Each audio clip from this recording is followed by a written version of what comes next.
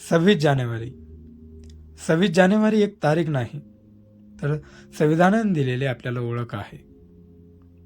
या दिवशी भारत स्वतंत्र नव्हे तर संपूर्ण लोकशाही झाला.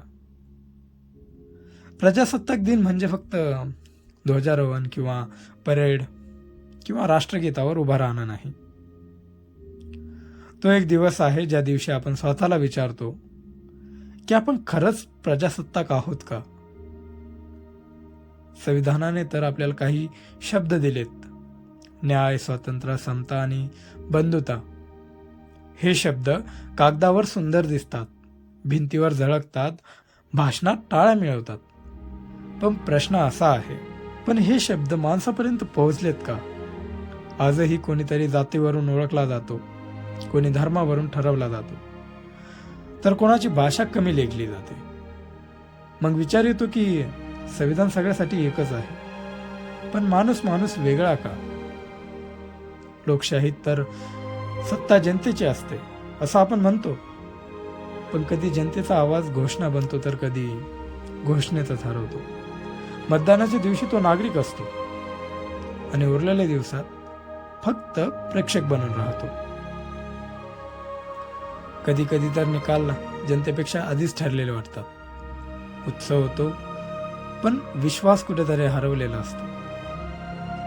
रांगामध्ये उभा असलेला माणूस आपलं कर्तव्य पार पाडतो, पण सत्तेपर्यंत पोहोचताना त्या इच्छेचा अर्थच बदलतो. मग प्रश्न उरतो, जिंकणं लोकाचं होतं की यंत्रणाचं? प्रजासत्ताक दिन आपल्याला आठवण करून देतो की स्वातंत्र्य आपल्याला मिळालेलं आहे, पण आपण जबाबदारी अजून पण शिकलो आहोत का? हा दिवस देशावर प्रेम दाखवण्याचा नाही, तर देशासाठी प्रश्न विचारण्याचा आहे.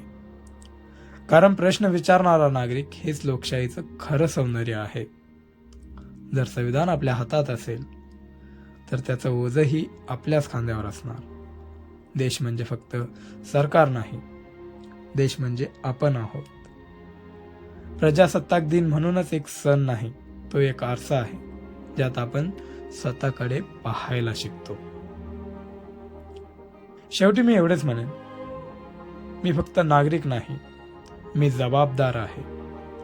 कारण हा देश परेडने चालत नाही, तो चालतो त्या आवाजाने जे दबले जात नाही.